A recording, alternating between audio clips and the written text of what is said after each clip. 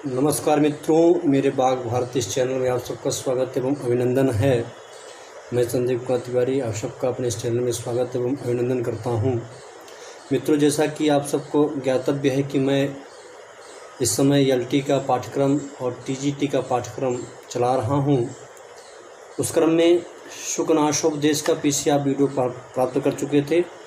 आज उसकी मैं दूसरे वीडियो लेके आया हूँ और मेरे इस चैनल में भी कारक पढ़ाया जा रहा है, तो आप उसका भी ज्ञान प्राप्त करें हमारे चैनल से।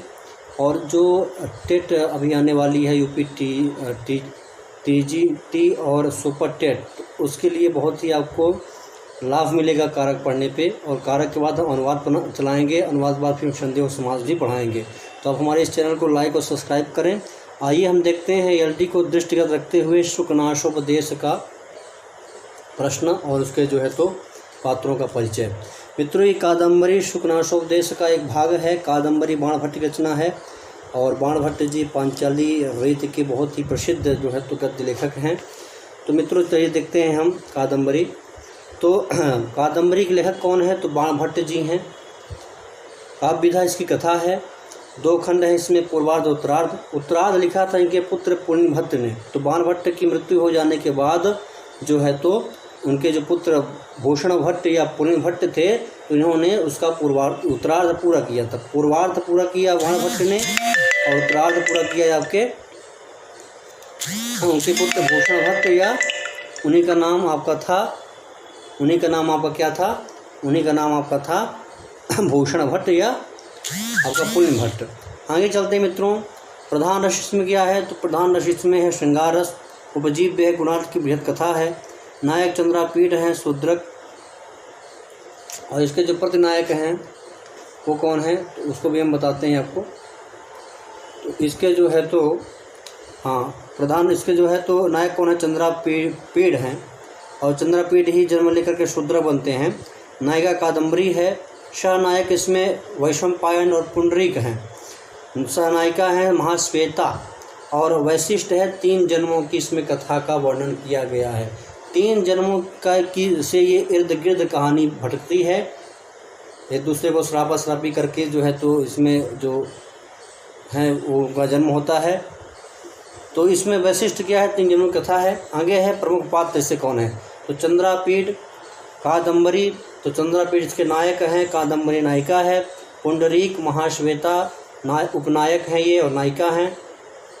पुंडरीक उपनायक हुआ और उपनायिका महाश्वेता। शूद्रक चंद्रापीठ, विलासवती, सुकनाश, मनोरमा, वैशंपायन, इंद्रायुध नामक का एक घोड़ा भी था इसमें।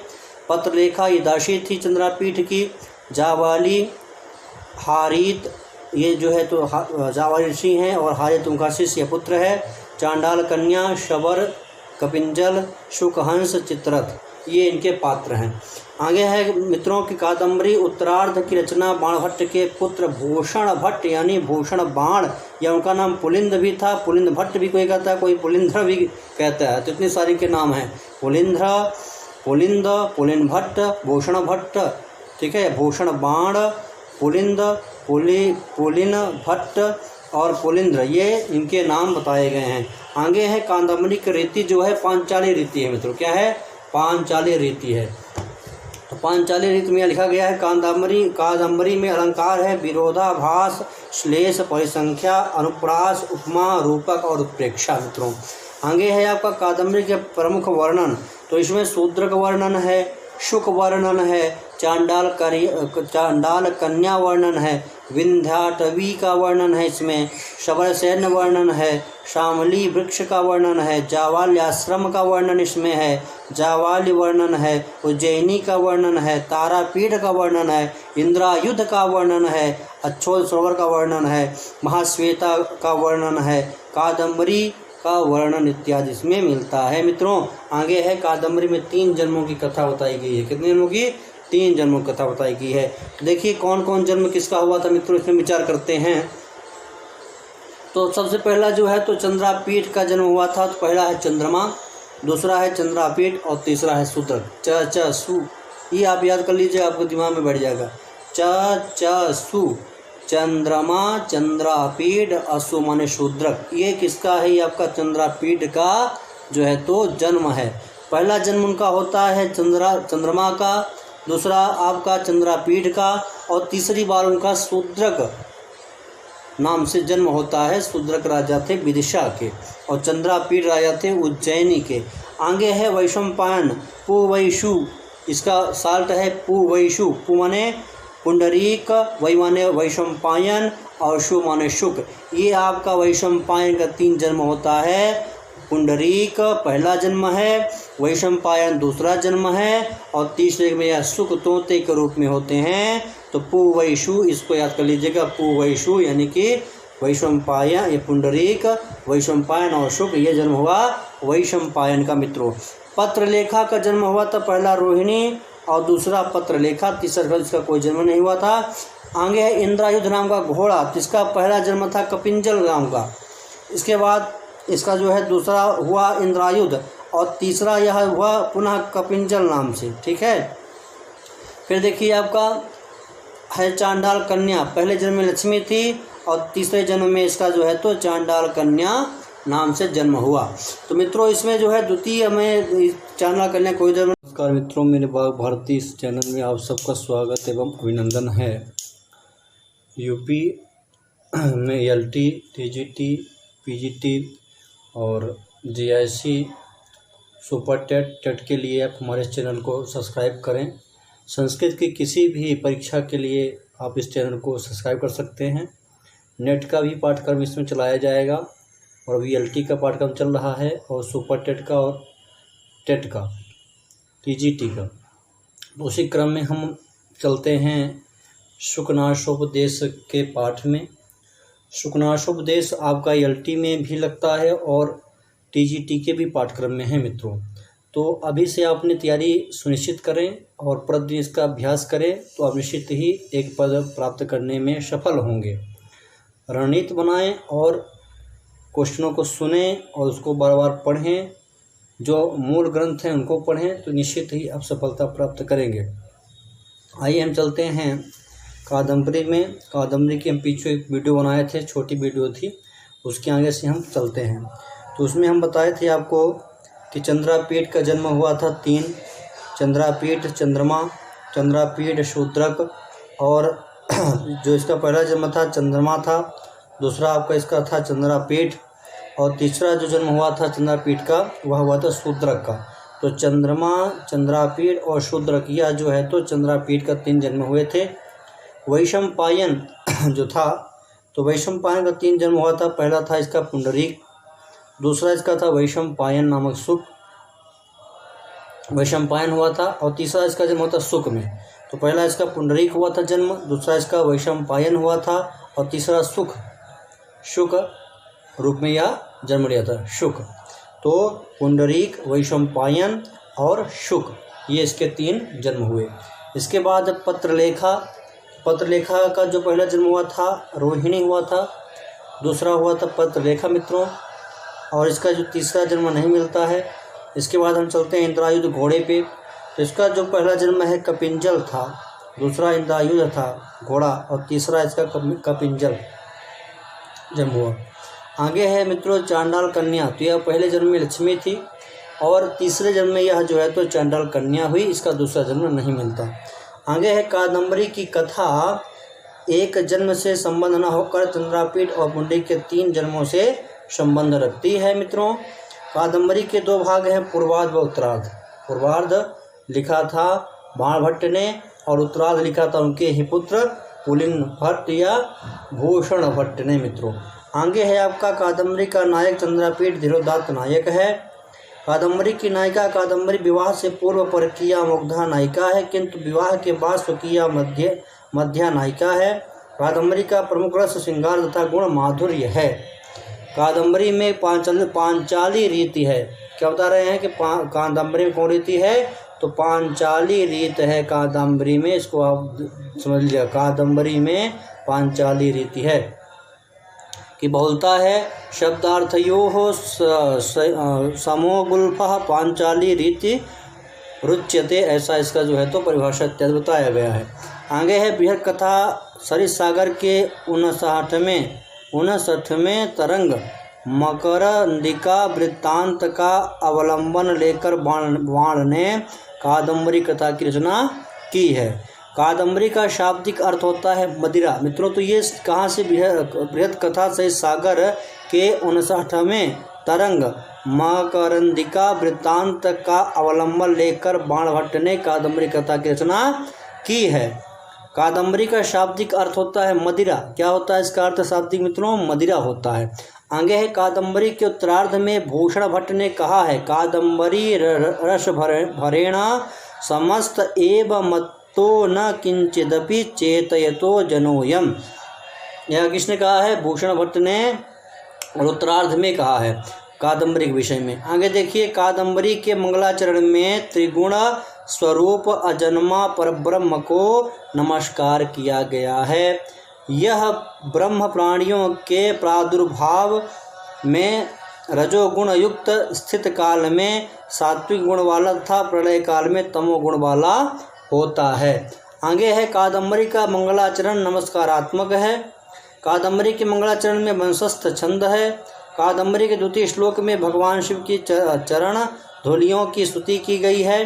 चतुर्थ श्लोक में बाण ने अपने गुरु भर्बु, कौन से? भर्बु या वत्सु के चरणों की वंदना की है। तो इनके गुरु क्या नाम था? भर्बु या वत्सु। मित्रों आगे देखिए, बाण ने 2 श्लोकों 8 और 9 में कादम्बरी कथा की प्रशंसा की है। कादम्बरी की रचना में बाण को गुणाढ़ की बृहद कथा तथा सुबंधु की वासुदत्ता से प्रेरणा मिली है और इन्हें पीछे छोड़ना बाण का लक्ष्य रहा है।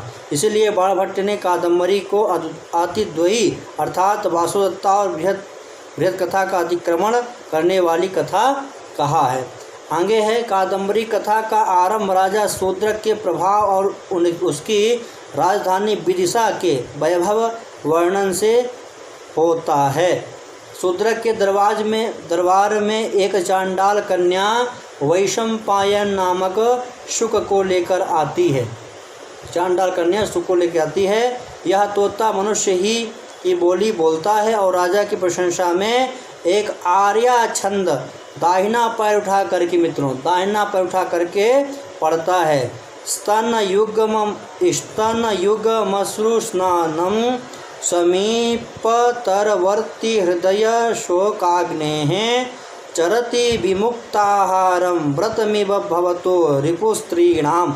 यह जो है तो श्लोक दाहिना पैर उठा करके वह वैशंपायन नामक शुक प्रशंसा में शूद्र के बोलता है दरबार में। मित्रों आगे देखिए, यही शुक राजा शूद्रक के सामने अपने जन्म हारीत के द्वारा महर्षि जावाली के आश्रम में पहुंचने का वृतांत बताता है। मुनि जावाली उज्जैनी नरेश तारापीठ के पुत्र चंद्रापीठ तथा उसके मित्र मंत्री शुकनाश के पुत्र वैशंपायन की कथा का वर्णन करते हैं। शुक का जन्म विंध्याटवी में एक विशाल शाल्मली वृक्ष पर हुआ था। कहाँ पे हुआ था? विंध्याटवी। आगे है जैनी मालवा की राजधानी है। तो जैनी कहाँ की राजधानी है? मालवा की राजधानी है। तारापीठ की पत्नी का नाम विलासवती था। क्या था मित्रों? विलासवती तारापीठ की पत्नी का नाम था, जो कि रानी थी और चंद्रापीठ की माता थी। शुकनाश की पत्नी का नाम मनोरमा था। अब जो शुकनाश की पत्नी थी उसका नाम मनोरमा था। आगे है मित्रों, चंद्रापीठ के 3 जन्म क्रमशः चंद्रमा, चंद्रापीठ और शूद्रक, ये तीनों का जन्म हुआ। पुंडरीक के 3 जन्म क्रमशः पुंडरीक, वैशंपायन और शुक, यह इनका जन्म हुआ। आगे है कि चंद्रापीठ की सेविका तांबूल वाहिनी पत्रलेखा पूर्व जन्म में रोहिणी रहती है। तो जो पत्रलेखा है उसको तांबूल वाहिनी भी कहते थे और इसका जो पूर्व जन्म का वृत्तांत है वह रोहिणी, यह प्रथम जन्म में हुई थी। क्या हुई थी? रोहिणी हुई थी। मित्रों आगे है चंद्रापीठ का घोड़ा इंद्रायुध पूर्व जन्म में पुंडरीक का मित्र कपिंजल रहता है। चांडाल कन्या पूर्व जन्म में पुंडरीक की माता लक्ष्मी रहती है। दिग्विजय के लिए निकले चंद्रापीठ किन्नर मिथुन का पीछा करते अच्छोद सरोवर पहुंच जाता है। ये मोस्ट क्वेश्चन है, ये बहुत बार पूछा जा चुका है कि दिग्विजय के लिए निकले चंद्रापीड, किन्नर मिथुन का पीछा करते अच्छोद सरोवर पहुँच जाता है। आगे देखिए, अच्छोद सरोवर पर तप करती हुई महाश्वेता गंधर्वराज हंस और गौरी की पुत्री है। कौन है? पुत्री है। महाश्वेता किसकी पुत्री है? तो गंधर्वराज हंस और गौरी की पुत्री है। आगे देखिए मित्रों, पुंडरीक के कान पर लगी पारिजात की कुसुम मंजरी से महाश्वेता आकर्षित होती है। तरलिका महाश्वेता की सहचरी है। आगे है, गंधर्वराज चित्ररथ और मदिरा की पुत्री कादम्बरी है। तो कादम्बरी के माता पिता क्या नाम था? चित्ररथ और माता नाम मदिरा था। केयूरक कादम्बरी का अनुचर या वीणा वाहक है। पुंडरीक महर्षि श्वेतकेतु और लक्ष्मी का पुत्र है। तो पुंडरीक किसका है? तो महर्षि श्वेतकेतु और लक्ष्मी का पुत्र कौन है? पुंडरीक है। आगे है आपका कि पुंडरीक ने चंद्रमा को वियोगाग्नि में तड़पने और चंद्रमा पुंडरीक को साथ दुख भोगने का शाप दिया था। दूसरों को शाप दिए थे ये। पत्रलेखा कुतूलाधिपति की पुत्री है। पत्रलेखा किसकी है? कुलूताधिपति की पुत्री कौन थी? पत्रलेखा थी। और ये पत्रलेखा चंद्रापीठ के साथ रहती थी।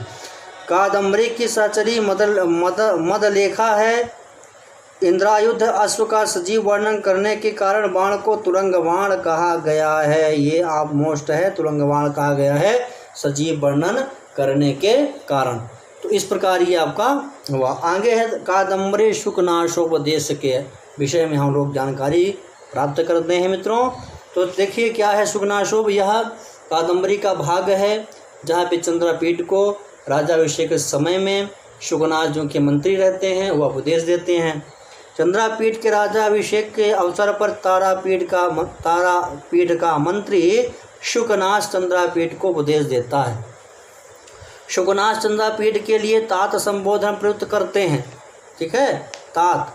शुकनाथ के अनुसार युवावस्था के प्रभाव से उत्पन्न अंधकार सूर्य से भेदा नहीं जा सकता तथा मणियों एवं दीपक के प्रकाश से दूर नहीं किया जा सकता। मित्रों देखिए क्या कह रहे हैं शुकनाथ जी कि भाई शुकनाथ के अनुसार युवावस्था के प्रभाव से उत्पन्न अंधकार सूर्य से भेदा नहीं जा सकता, मणियों एवं दीपक के प्रकाश से दूर नहीं किया जा सकता। कितना भी सूर्य का प्रकाश हो लेकिन जो युवावस्था रूपी प्रभाव है, अंधकार है, वह उससे भी दूर नहीं होगा, ना ही तो दीपक के प्रकाश से, ना ही मणियों के प्रकाश से। लक्ष्मी से उत्पन्न मद दारुण होता है। तो लक्ष्मी के मद से उत्पन्न क्या होता है? लक्ष्मी से उत्पन्न मद दारुण होता है तथा वृद्धावस्था में भी शांत नहीं होता। मित्रों क्या नहीं होता? शांत नहीं होता। आगे है आपका कि ऐश्वर्य रूपी तिमिर रोग अंजन की शलाका से भी ठीक नहीं होता है। ठीक है, तो ऐश्वर्य रूपी तिमिर रोग अंजन की शलाका से भी ठीक नहीं होता है। आगे है दर्प यानी अभिमान की दाह ज्वर शीतल उपचारों से ठीक नहीं की जा सकती। ठीक है मित्रों। आगे है आपका राग अनुराग का मल स्नान एवं शौच आदि कार्यों से भी दूर नहीं किया जा सकता। यानी कि भाई राग अनुराग का मल स्नान एवं शौच आदि कार्यों से भी दूर नहीं किया जा सकता। आगे बताते हैं शुकनाथ जी कि राज्य सुख की निद्रा रात बीत जाने पर भी नहीं टूटती। राज्य सुख की निद्रा रात बीत जाने पर भी नहीं टूटती। आगे कहते हैं जन्म से प्राप्त ऐश्वर्य, नई युवावस्था, अनुपम सौंदर्य तथा अलौकिक शक्ति ये चारों अनर्थ की परंपराएं हैं। क्या है ये? अनर्थ की परंपराएं हैं। क्या क्या हैं? तो जन्म से प्राप्त ऐश्वर्य, नई युवावस्था, अनुपम ऐश्वर्य तथा अलौकिक शक्ति ये चारों अनर्थ की परंपराएं मानी जाती हैं। आगे है युवावस्था के आरंभ में शास्त्र जल के प्रक्षालन के पश्चात भी बुद्धि कलुषता को प्राप्त हो जाती है।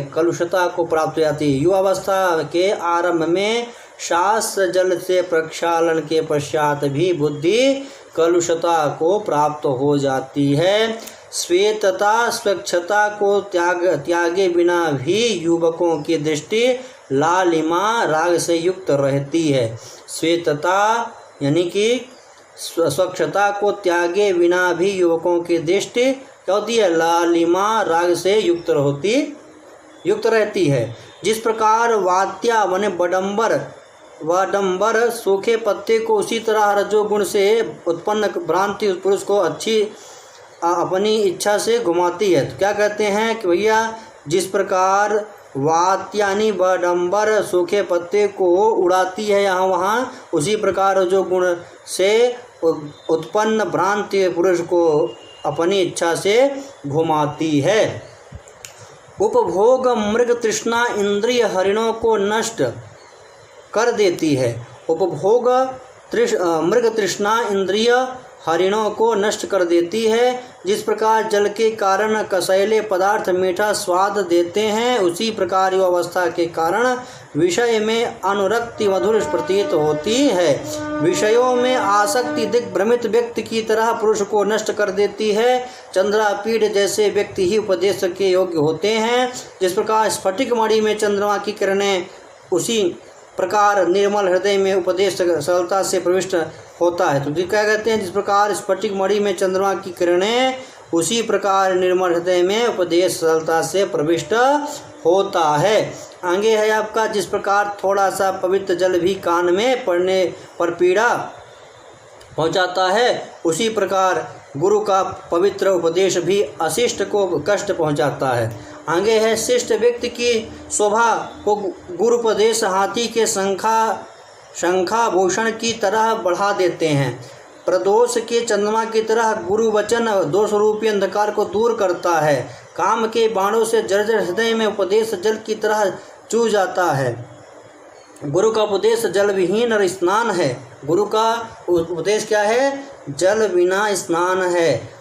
भय से लोग प्रतिध्वनित की तरह राजा के वचन का अनुसरण करते हैं। तो क्या कहते हैं कि भय से लोग प्रतिध्वनि की तरह राजा के वचन का अनुसरण करते हैं। अभिमानी रूपी सूजन से बंद कान में गुरुपदेश नहीं सुनाई पड़ता। आगे है कि शुकनाथ सर्वप्रथम लक्ष्मी के विषय में चंद्रापीठ को उपदिष्ट करते हैं। क्या कहते हैं, शुकनाथोपदेश में लक्ष्मी हेतु प्रयुक्त प्रमुख विशेषण और संज्ञा पद क्या क्या हैं। इंद्रिय हरिण हारिणी, दूसरा है आपका खड्ग मंडलोत्पल वन विभ्रम भ्रमरी, अपरिचिता तीसरा, अनार्या चौथा, अप्रत्यय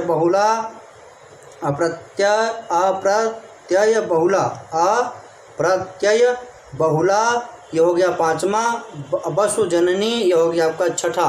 इसके बाद है तरंग बुध चंचला, इसके बाद है आपका तमो बहुला, भीम साहसिक हार्य हृदया, अचिरद्युतिकारिणी, तोय राशि संभवा, ईश्वरता माद धाना, अमृत सहोदरा, कटुविपाका और विग्रहवती,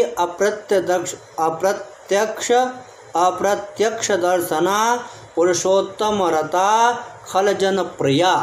आगे है चपला, व्याध गीति, परामर्श धूमलेखा, निवास जीर्ण वल्लभी, तिमुरोद्गति पुरः पताका, उत्पत्ति निम्नगा, आपान भूमि, संगीतशाला, आवासदरी, उत्सारण वित्रलता, अकाल प्राविड, कपट नाटकस्य प्रस्तावना, राहुजिह्वा, आलेखगता, पुस्तमयी और उत्कीर्णा श्रुता, दुराचारा। ये 29 जो है तो बताए गए इसमें। आगे है आपका शुकनादेश में वर्णित लक्ष्मी के गुण और अवगुण। क्या बताया, रागम, राग से क्या किया, पारिजात पल्लवेभ्य, राग कहाँ से उत्पन्न हुआ, तो पारिजात पल्लवेभ्य से। एकांत वक्रताम, ये हो गया आपका इंदु सकलात, इंदु सकल से प्राप्त किया उन्होंने। आगे है चंचलताम उच्चैश्रवशः, आगे क्या है मोहन शक्ति, कालकूटात मोहन शक्ति आया। और अतिनय ये आपका मदन, ये बारुणी मदिराया मदम, कौस्तुभ मणेह नैष्ठुर्यम, और न परिचयम रक्षति नाभिजनमीक्षते न रूपमालोकयति न कुलक्रममनुवर्तते न शीलं पश्यति न वैदग्ध्यं गणयति न श्रुतम् आकर्णयति न धर्ममनुरुध्यते न त्यागमाद्रियते न विशेषज्ञतां विचारयति नाचारं पालयति न सत्यमनुबोध्यते न लक्षणं प्रमाणीकरोति तृष्णां संवर्धयति अशिव प्रकृतित्वमातनोति बलोपचय माहरन्ति। ऐसा यह लक्ष्मी के गुण और अवगुण बताए गए मित्रों। अब आगे चलते लक्ष्मी के लिए प्रयुक्त उपाधियां क्या क्या है शुकनासोपदेश में।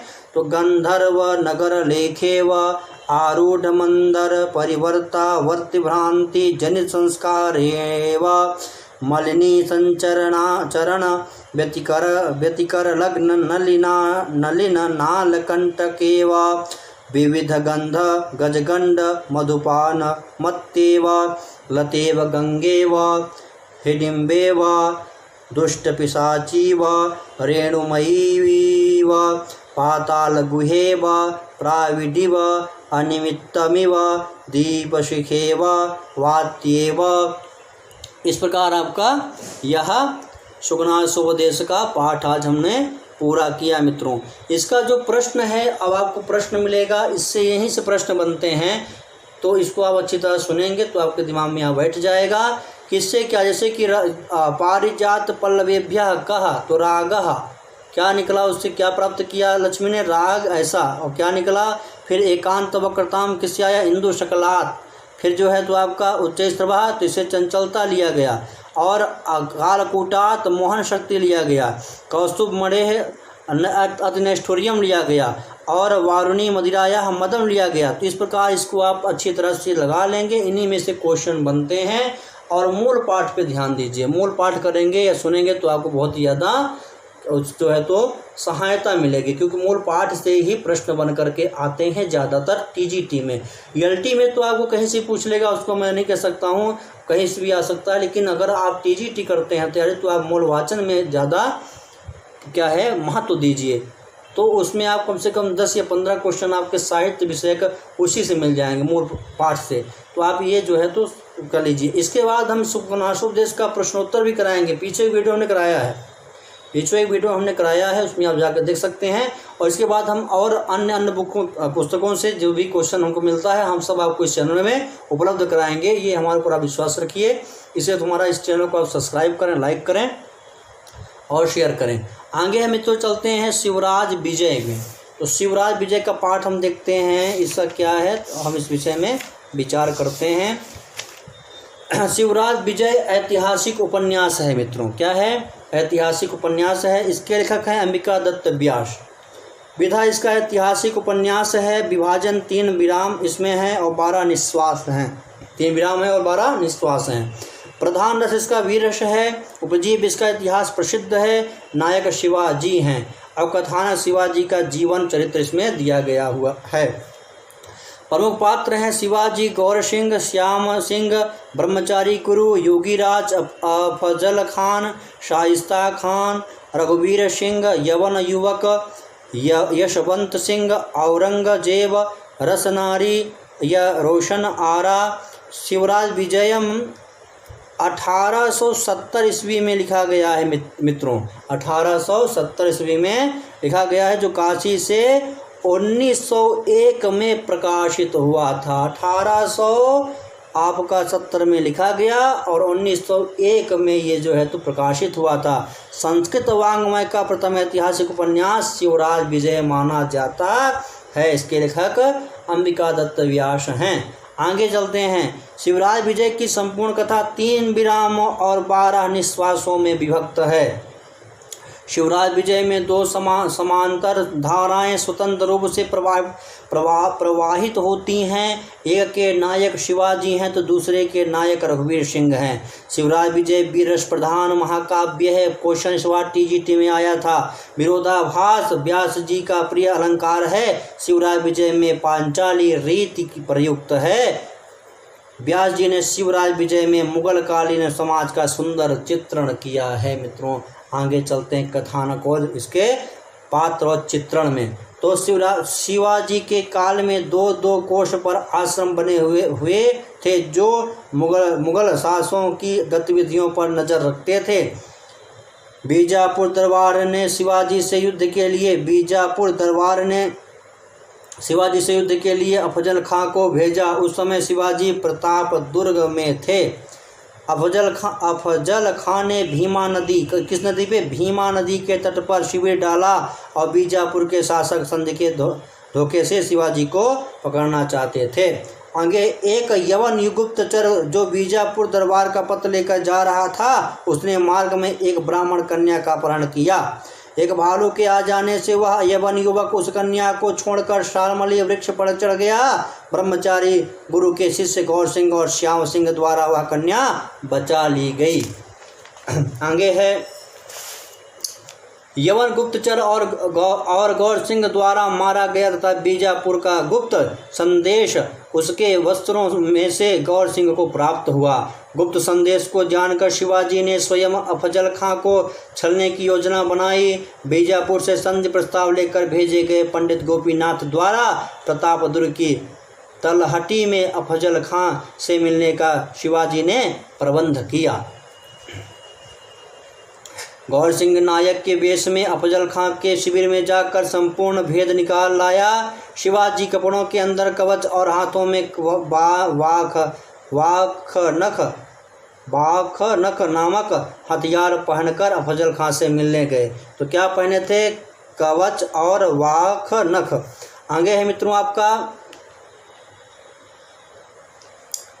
आलिंगन के समय शिवाजी ने अफजल खां के कंधों और गर्दन को फाड़कर मार डाला। आगे है गर्दन को क्या, गौर सिंह द्वारा जिस ब्राह्मण कन्या की रक्षा की गई थी उसके संरक्षक एक वृद्ध ब्राह्मण थे। वह कन्या गौर सिंह और श्याम सिंह की बहन सौवर्णी है और वृद्ध ब्राह्मण उसके पुरोहित देव शर्मा हैं। ब्रह्मचारी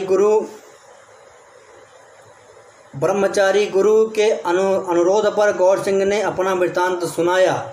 आगे है ये तीनों गौर सिंह, श्याम सिंह और सौवर्णी उदयपुर के जागीरदार खड़ग सिंह के पुत्र और पुत्री हैं। आगे है माता पिता के मृत्यु के बाद तीनों बहन भाई पुरोहित की संरक्षता में रहते थे। शिकार पर गए वे लुटेरों द्वारा पकड़े गए। वहां से वे भागकर हनुमान मंदिर अध्यक्ष की सहायता से भीमा नदी के किनारे शिवाजी से मिले और ब्रह्मचारी गुरु के आश्रम में रहने लगे। शाइस्ता खां पूना पर अधिकार करके शिवाजी के महल में रहने लगता है। शिवाजी ने सिंहदुर्ग से अपना एक संदेश रघुवीर सिंह द्वारा तोरण दुर्ग के अध्यक्ष के पास भेजा। रघुवीर सिंह तोरण दुर्ग के अध्यक्ष की आज्ञा से हनुमान मंदिर में ठहरा। देव शर्मा सौवर्णी को लेकर उसी हनुमान मंदिर में रहने लगे थे जहाँ वाटिका में रघुवीर सिंह और सौवर्णी को देखता है। रघुवीर सिंह सौवर्णी को देखता है। शिवाजी के आदेश पर रघुवीर सिंह शाइस्ता खां के साथ होने वाले युद्ध का भविष्य पूछने के लिए देव शर्मा के पास गया। देव शर्मा ने सौवर्णी द्वारा उसे एक मोदक खिलाकर गले में एक माला डलवाई। देव शर्मा ने यवनों के साथ युद्ध में विजय तथा आर्यों के साथ पराजय या भविष्यवाणी बताया। देव शर्मा ने यवनों के साथ युद्ध में विजय तथा आर्यों के साथ पराजय का भविष्य बताया। शिवाजी ने पंडित के वेश में माल्य श्रीक के साथ शाइस्ता खां के निवास पूना जाकर निरीक्षण किया। संदेह होने पर चांद खां ने उनका पीछा किया और शिवाजी ने उसका वध कर दिया। शिवाजी ने यशवंत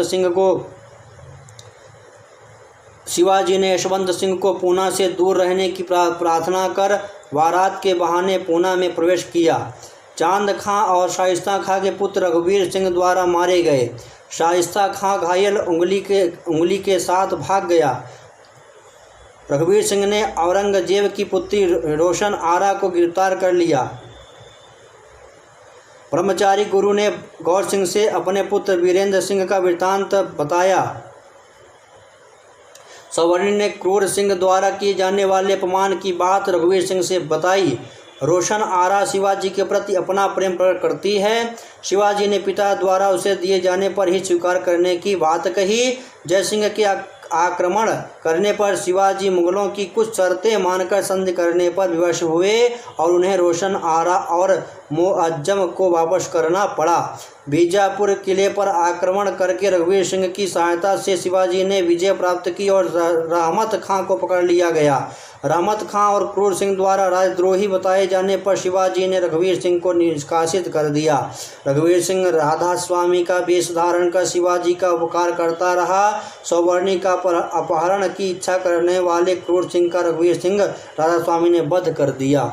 आगे है जयसिंह की संधि के अनुसार शिवाजी औरंगजेब के राज दरबार दिल्ली में उपस्थित हुए। मार्ग में राधा स्वामी रघुवीर सिंह के रोकने पर भी वे नहीं माने। औरंगजेब ने शिवाजी को नज़रबंद करा दिया, परंतु रघुवीर सिंह के सहायता से वे भागने में सफल हो गए। रघुवीर सिंह को मंडलेश्वर पद प्रदान किया गया तथा सौवर्णी के साथ उसका विवाह हो गया। शिवाजी सतारा नगर को राजधानी बनाकर रहने लगे। सतारा नगरी को क्या है, सतारा नगर को राजधानी बनाकर रहने लगे और धीरे धीरे पूरे महाराष्ट्र पर अधिकार कर लिया। औरंगजेब द्वारा प्रेषित सेनापति मोहम्मद खां भगा दिया गया। इस प्रकार इसका यह संक्षिप्त जो है तो आपका कहानी हुई। अब प्रथम निश्वास जो आपके पाठ्यक्रम में है उसका हम चलते हैं, उसमें क्या क्या है देखिए। तो ये प्रथम निश्वास है शिवराज विजय का। तो इसका प्रारंभ हो रहा है मंगलाचरण से और ये भागवत के स्कंद से लिया गया मंगलाचरण इसका है। विष्णुर्माया भगवतीया सम्मोहितम जगत हिंस्रः स्वपापेन विहिंसितः कलह साधु समत्वेन भयाद विमुच्यते। ये भागवत का श्लोक का जो पहला पंक्ति भागवत का है और दूसरी पंक्ति इन्होंने अपने से बनाया है। या वो भी जो है तो भागवत में ही दूसरे श्लोक में इत्यादि मिलती है। तो शिवराज विजय का मंगलाचरण विष्णुर्माया भगवतीया सम्मोहितम जगत ये होता है जो भागवत पुराण के 10वें स्कंद से लिया गया है। मंगलाचरण में विष्णु की माया को ऐश्वर्य शालिनी बताया गया है जिसने संपूर्ण जगत को मोह में डाल रखा है। दूसरी पंक्ति में कहा गया है कि दुष्ट हिंसक अपने पाप से मारा गया और सज्जन समत्व भाव से के कारण बच गए। शिवराज विजय का आरंभ प्रातः काल एवं सूर्य भगवान के वर्णन से होता है। देर से सोकर उठे गौर सिंह को पुष्प चुनने में श्याम बटू रोकता है और बताता है कि उसने गुरु ब्रह्मचारी के संध्योपासन की समस्त सामग्री पहुंचा दी है। शिवराज विजय का मंगलाचरण नमस्कारात्मक और वस्तु निर्देशात्मक दोनों है। गौर सिंह केले के पत्ते को तिनकों से जोड़कर उसी में पुष्प तोड़ना आरंभ करता है। गौर बटू लगभग 16 वर्ष का है। उसका साथी भाई श्याम बटू भी उसी का समवयस्क है। उनकी कुटिया केले के वन से घिरे होने के कारण कुंज के जैसी प्रतीत होती है।